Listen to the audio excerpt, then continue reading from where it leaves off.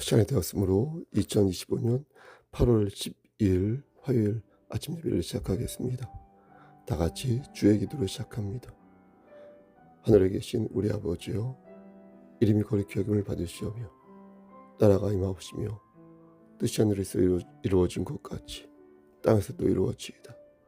오늘 우리에게 일용할 양식을 주시옵고 우리가 우리에게 죄진 자를 사하여 준 것 같이 우리의 죄를 사하여 주시옵고 우리를 시험에 들게 하지 마시옵고 다만 악에서 구하옵소서. 나라와 권세와 영광이 아버지께 영원히 있사옵나이다. 아멘. 거룩하시고 자비로우신 하나님 아버지, 하나님의 크신 사랑을 진심으로 감사드립니다. 우리에게 영원한 생명을 허락하셔서 늘 우리를 장중에 붙잡아 주시고 우리가 넘어질 때마다 다시 일으켜 세워주셔서 하나님의 뜻을 깨닫게 하여 주심을 감사드립니다. 하나님, 천국 백성으로 우리가 오늘도 승리하는 자, 이기는 자 되기를 소원하오니 하나님, 우리의 삶을 주관하여 주시고 우리가 서 있는 그 자리에서 열매 맺는 삶을 살 수 있도록 하시며 예수 그리스도의 향기를 발하여 하나님께 영광 돌리는 삶이 될 수 있도록 오늘도 우리와 동행하여 주시옵소서. 성령의 능력으로 일어서는 자 되게 하여 주시고 진리를 살찐데 진리를 팔지 아니하도록 하시며 하나님께 영광 돌릴 때에 이 세상 살아갈 때 머리가 될진데 꼬리가 되지 아니하도록 우리의 삶을 축복하여 주시옵소서. 심신이 연약한 자에게 함께 하시사 저들에게 위로함 주시고 소망 주시고 천국 백성으로 다시 일어설 수 있도록 은혜 베풀어 주시옵소서. 우리의 자녀들에게 함께 하시사 아브라함의 허락하신 믿음을, 솔로몬에게 주신 지혜를, 사도 바울에게 허락하신 삶의 지혜를 우리 자녀들에게도 허락하여 주시옵소서. 우리 부모님들에게 함께 하시사 육신의 장막이 벗어지는 그날에 이를 때까지 장중에 붙잡아 주시옵소서. 늘 눈동자처럼 지켜주시옵소서. 기름을 준비한 다사처녀처럼 심령이 가난한 자, 그런 자가 되게 하여 주시옵소서. 모든 말씀 예수 그리스도 받도록 감사하며 기도드렸사옵나이다. 아멘. 하나님 말씀 보겠습니다. 요한계시록 6장 1절에서 2절입니다. 요한계시록 6장 1절에서 2절, 신약성경 재성경으로 404쪽입니다. 이 본문으로 저는 예전에 말씀을 한번 전한 적이 있습니다. 오늘 다시 한번 이 본문으로 말씀을 전하도록 하겠습니다. 요한계시록 6장 1절에서 2절입니다. 내가 봄에 어린 양이 7인 중에 하나를 떼시는데 그때에 내가 들으니 내 생물 중에 하나가 우레소리같이 말하되 오라 하기로. 2절, 이에 내가 보니 흰 말이 있는데 그 탄 자가 활을 가졌고 면류관을 받고 나가서 이기고 또 이기려고 하더라. 아멘. 하나님 이 말씀을 들어 사용하여 주시옵소서. 예수님의 이름으로 기도드렸습니다. 아멘. 성경을 묵상할 때 우린 두 가지 기본 원칙을 가진 상태에서 성경을 읽는 것이 좋습니다. 하나는 성령 하나님께서 때를 따라 역사하신다는 것입니다. 지금은 우리가 이해가 안 가지만 하나님의 음성을 듣고자 노력하면 하나님께서 이때다 싶을 때 우리에게 깨달음을 주시는 것입니다. 또 하나는 스스로 말씀을 반듯하게 읽는 것입니다. 성령님께서 지혜를 주시기도 하지만 성경을 읽는 사람도 반듯하게 성경을 읽으려고 노력해야 합니다. 여기도 두 가지 원칙이 있으니 성경을 읽을 때 이해가 안 되는 경우 다른 본문에서 그 답을 찾는 것입니다. 그러니까 성경으로 성경을 근거하고 성경으로 성경을 이해하는 것입니다. 나머지 하나는 하나님께서 주신 보편적인 생각을 견지하는 것입니다. 하나님께서는 사람을 들어서 말씀을 기록하게 하셨지 않습니까?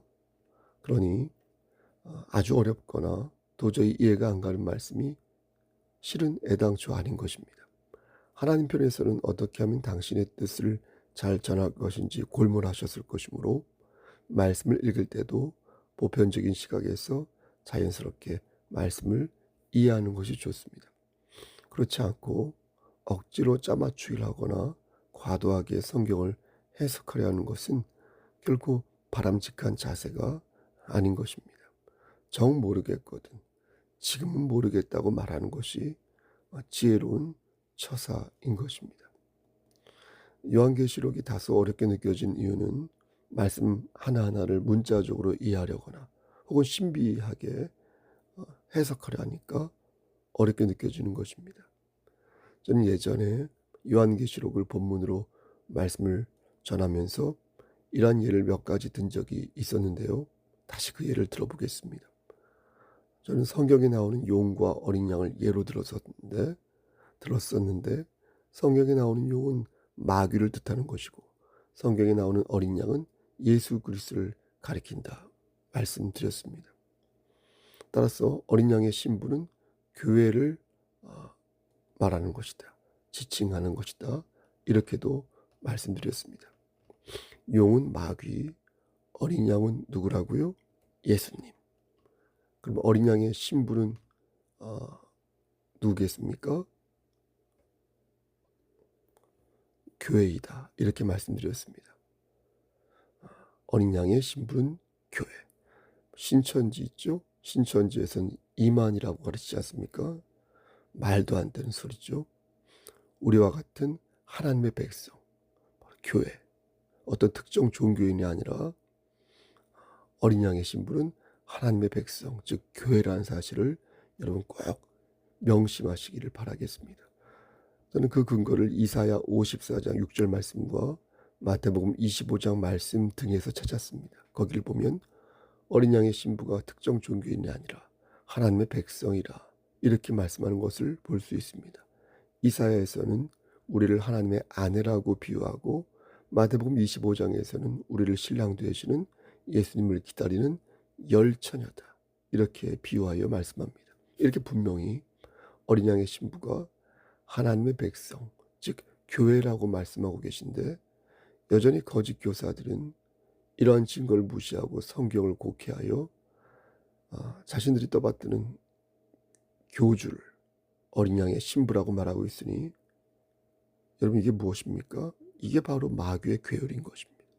거듭 말씀드리지만 하나님의 자녀는 예수님을 구주로 영접한 모든 사람을 말하는 것이지 특정 인물, 특정 목사만을 가리키는 것이 아니라는 것을 꼭 명심하시길 바라겠습니다. 주 예수를 믿으라. 그리하면 너와 내 집이 구원을 받으리라. 이렇게 말씀하셨지 특정인만 구원을 받을 거라고 말씀하지 않았다는 것입니다. 영접하는 자, 곧 그 이름 믿는 자들에게는 하나님의 자녀가 되는 권세를 주었어, 이렇게 말씀하셨지 않습니까? 그 중에 몇 사람만 골라서 권세를 주시겠다고 말씀하였습니까? 그렇지 않다는 것입니다. 올지어다 내가 문 밖에 서서 두드리노니 누구든지 내 음성을 듣고 문을 열면 내가 그에게로 들어가서 그와 더불어 먹고 그는 나와 더불어 먹으리라, 이렇게 말씀하셨지 않습니까?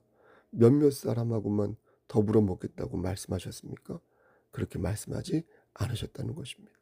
하나님께서는 이렇게 분명히 성경에서 계시하고 계시므로 예수님을 영접한 모든 사람이 제사장이다. 그들이 바로 하나님의 자녀이다. 그러므로 우리는 대제사장이신 예수 그리스도를 통해 하나님께 직접 나아갈 수 있게 된 것이고, 이로써 구약시대에 하나님과 우리를 중재했던 제사장은 더 이상 필요 없게 되었다라는 것입니다. 요한계시록 1장 6절 말씀을 보면 그의 아버지 하나님을 위하여 우리를 나라와 제사장으로 삼으신 그에게 영광과 능력이 세세토록 있기를 원하노라. 아멘. 이라고 증거하고 있으며, 베드로전서 2장 9절 말씀 있지 않습니까 여러분? 거기서도 그러나 너희는 택하신 족속이요 왕같은 제사장들이요 거룩한 나라요 그의 소유가 된 백성이다, 이렇게 분명히 말씀하고 있으니 여러분 절대, 제가 너무 반복해서 말씀드리나요? 거짓 교사의 말에 속지 마시길 바라겠습니다. 특정인을 지칭하여 어린 양의 후손이라 말하는 신천지, 하나님의 교회, 통일교, 예? JMS, 신옥주씨, 아무튼 그런 각종 이단 종파들을 경계하시기를 바라겠습니다. 우리 성석교회는 오직 진리 되시는 예수 그리스도만을 섬깁니다. 그리고 그것을 바탕으로 웨스트민스터 신앙 고백을 따르고 있으며 이것은 개혁주의 신앙을 따르는 개신교의 기초다, 이렇게 말씀드릴 수 있습니다. 그 중에 하나인 만인 제사장주의를 우린 잘 알고 있는데, 이 말은 말 그대로 모든 사람이 예수 그리스도의 은혜로 제사장이 되었다. 그러므로 예수의 이름으로 모든 성도가 기도할 수 있고, 예수 이름으로 모든 성도가 가르칠 수 있고, 예수 이름으로 누구나 목사가 될 기회를 갖는다라는 것입니다. 구약시대처럼 특별한 권위를 가진 성직자 집단이 있는 게 아니라 예수를 영접한 자는 모든 자가 예수를 영접한다면 모든 사람이 제사장이 된다. 그러므로 어린 양의 신부는 하나님의 백성이지, 이만이나 안상홍인 한학자나 신옥주 같은 사람이 아니라는 것입니다. 여러분, 말씀을 곡해하는 무리를 경계하시고 그러한 잘못으로 성령님을 근심되게 하는 큰 죄를 짓지 마시기를 간절히 소원하겠습니다. 다음에 성경에 나오는 666이라는 숫자에 대한 이해입니다. 이것도 예전에 몇 번 말씀드렸는데요. 이 숫자는 완전 숫자인 7에서 하나를 뺀 불완전한 숫자다, 이렇게 말씀드린 바 있습니다. 중요하니까 제가 여러 번 반복해서 말씀드리는 것입니다. 근데 이 단어를 상징적으로 이해하지 않고 6이란 숫자에 집착하면 성경을 해괴하게 이해하게 됩니다. 그러면서 7천사와 7재앙, 7대접과 7교회는 완전수의 7을 상징하는 것이고, 666은 불완전한 것을 상징하는 숫자인데, 헬라를 음역할 때 666으로 나온 숫자가 로마의 네로 황제 이름과 같다고 하여서 이 666을 네로 황제로 보는 신학적 견해도 있다, 이렇게 말씀드린 바 있습니다. 그러면서 저는 성경을 100% 성경이 완전하지만 그것에 대한 우리의 해석, 인간의 해석은 결코 완전할 수 없기에 이를 감안하여 이해하고 들을 필요가 있다, 이런 말씀도 드렸습니다. 그러면서 세대주의 종말론이 가진 위험성을 말한 바도 있습니다. 예수님의 재림을 한 번의 재림으로 봐야 하는데, 세대주의 종말론자들은 공중재림 그리고 지상재림, 이렇게 두 가지로 구별하여서 예수님이 두 번 재림이 있을 거라고 말합니다. 공중재림 그리고 지상재림. 바람직한 해석이 아니다, 이렇게 말씀드렸습니다. 만약 예수님이 공중에서 재림하시고, 여러분 공중 아시죠? 하늘, 공중에서 재림하시고 다음에 지상에서 재림하시면 어떻게 되겠습니까? 교회는 아니라고 방만해질 수 있으니 지혜로운 다섯 처녀처럼 늘 깨어서 신랑을 기다려야 한다, 이것이 옳다, 이렇게 말씀드렸습니다. 지금까지 예전에 전했던 요한계시록의 말씀을 말씀드렸습니다. 이제 오늘 본문으로 들어가서 우리에게 말씀하시는 하나님의 계시를 전하도록 하겠습니다. 오늘 본문은 많은 이단 종파들이 역시 왜곡하는 말씀 중 하나입니다. 특히 신천지, 하나님의 교회, 거기에서 왜곡하는 말씀입니다. 하지만 오늘 본문도 하나님께서 주신 신앙의 지성과 상식으로 충분히 우린 이해할 수 있습니다. 인간 중심이 아니라 예수 그리스도 중심으로 말씀을 보면 얼마든지 말씀을 바르게 숙고할 수 있는 것입니다. 이것을 설명하기 전에 신천지 못지않게 활기를 치는 하나님의 교회에 대해서 누차 말씀드려왔지만 또 말씀드리겠습니다. 하나님의 교회는 어떤 곳입니까? 이 사람들 정말 조심해야 됩니다. 이들은 한마디로 말해서 이단이요 사이비 종교인데요, 이단은 진리에 어긋난 얘기를 한 사람을 이단이라고 하지 않습니까? 그러므로 교회를 안 다니는 사람들은 이단에 대해 관심이 없습니다. 2단이든 3단이든 지들끼리 싸운다고 생각합니다. 하지만 사이비 종교는 다릅니다. 가정을 파탄나게 하거든요. 사회에 불이익을 끼치면서 사회 질서를 흔드는 단체, 그런 단체는 정말 해악한 종교, 사이비 종교가 되는 것입니다. 하나님의 교회는 이런 측면에서 사이비 종교이다. 저들은 세상의 종말을 언급하면서 구체적으로 언제 지구가 멸망할지를 밝힌 바 있습니다. 1988년에 한번 밝혔고요. 그게 틀리니까 1994년에 또 종말이 올 거라고 주장한, 또 틀려요. 1999년에 또 말해. 또 틀리자 2012년에 종말이 올 거라고 말했습니다. 근데 참 어처구니 없게도 그렇게 속고 또 속았는데 사람들이 북새통을 이루었다는 것입니다. 그리고 그 중에는 기성교회 다니던 사람들이 꽤 많았다는 것입니다. 그건 본인들이 다니는 교회에서 숱하게 말씀을 들었을 텐데 어떻게 저렇게 마귀의 계율에 빠질 수 있는지 이해가 안 가는 것입니다. 참 씁쓸한 부분이다. 이단 종파의 사이비 교회에 사람들이 북새통을 이루는 게 참 씁쓸하다는 것입니다. 하나님의 교회가 긴박하게 종말의 때를 주장한 이유는 교세를 확장하기 위해서였습니다. 마케팅 전략이었는데 신도 숫자를 늘리기 위해 교회에서 장사한 것입니다. 교회는 신앙의 순전함을 지켜야 하는데 우리 교회처럼 그렇게 하지 않고 그들은 진리를 팔아버림으로써 무늬만 교회가 되고 만 것입니다. 저들은 1999년에 종말이 올 거라고 말하면서 그의 성남시 분당에 건물을 지었습니다.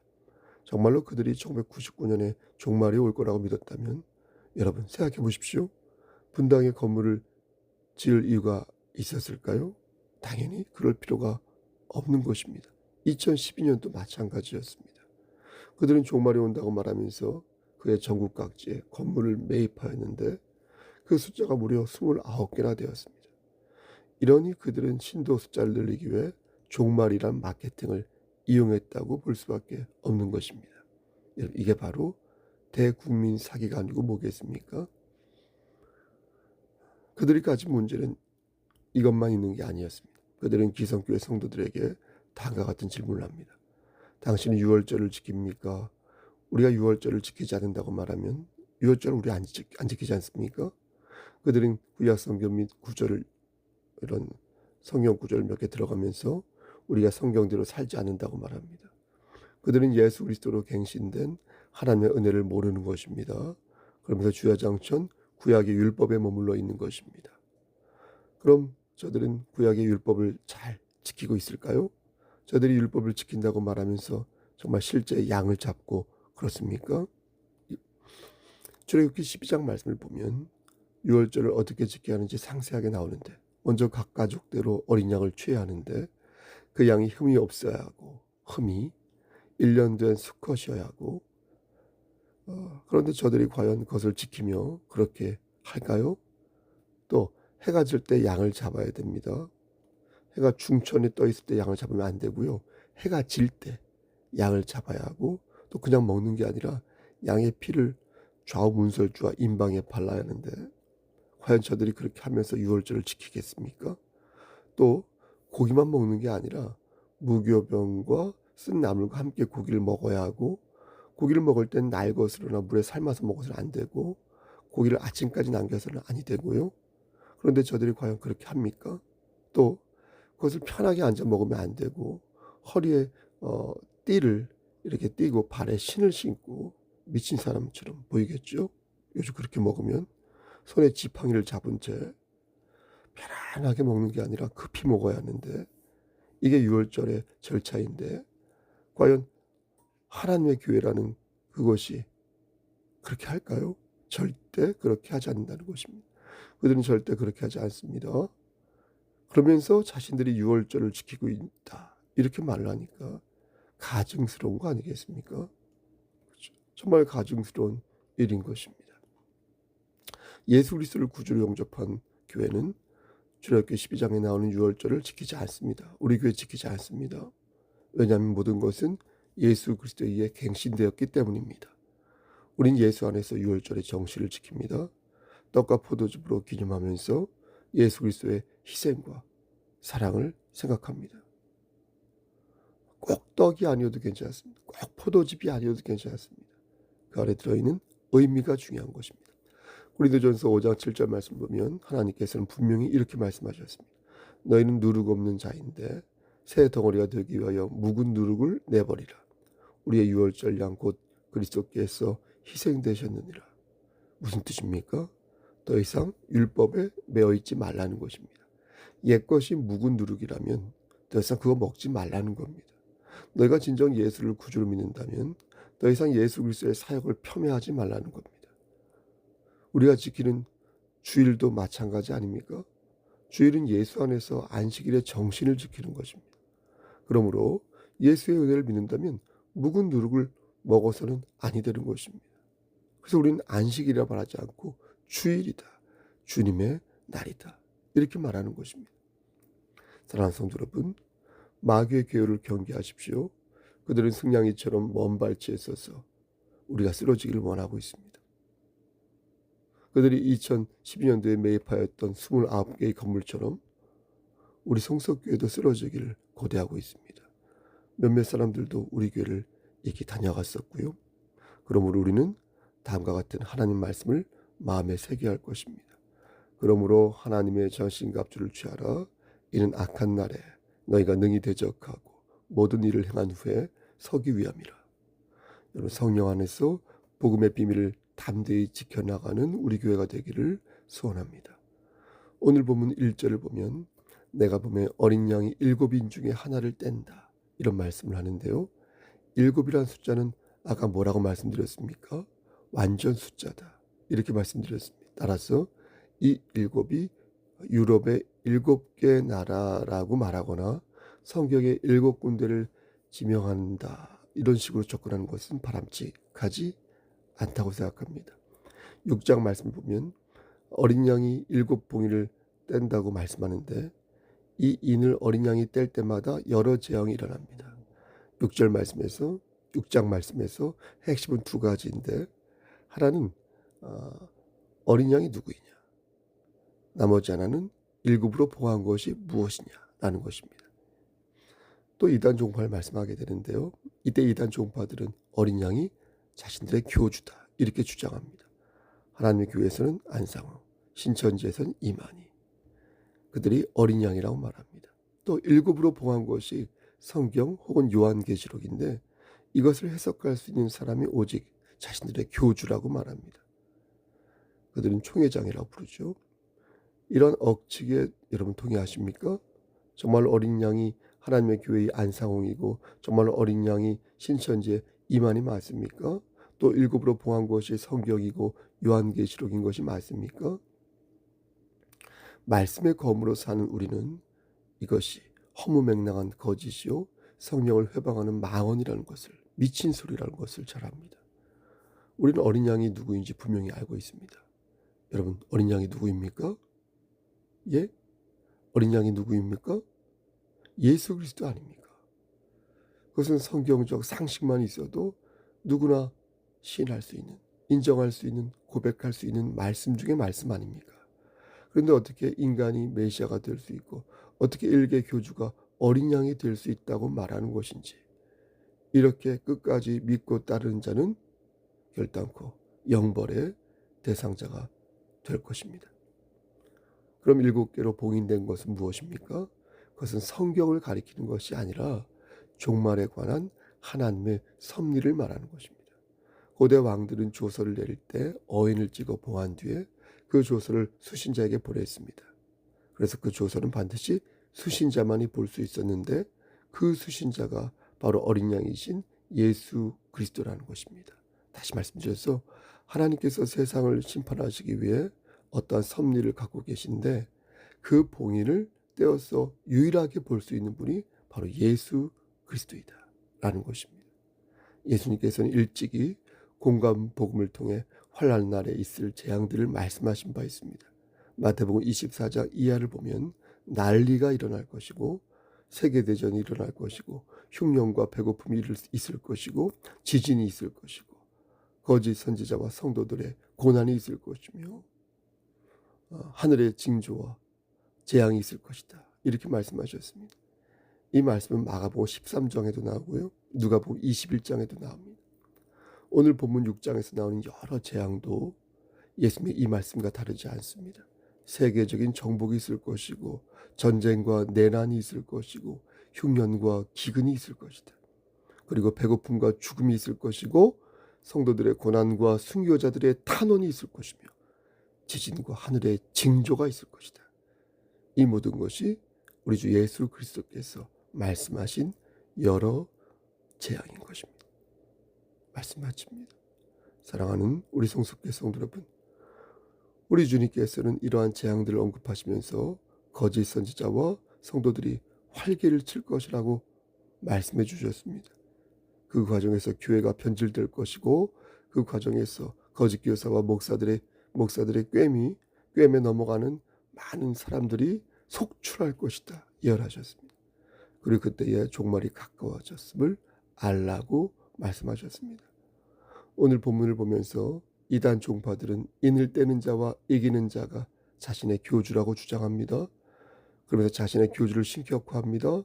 하지만 우리는 어떻습니까? 우리는 오직 예수 그리스도만이 하나님의 인을 떼시는 분이라 믿습니다. 오직 예수 그리스도만이 하나님의 뜻을 아신다는 것을 믿습니다.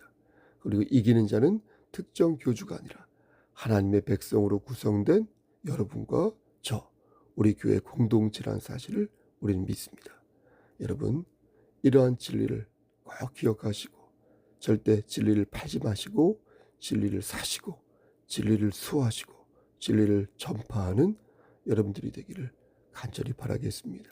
거짓 교사의 꿰매 넘어가지 마시고 진리 되시는 예수 그리스도만을 믿으시기를 주님 이름 받들어 간절히 축원합니다. 아멘.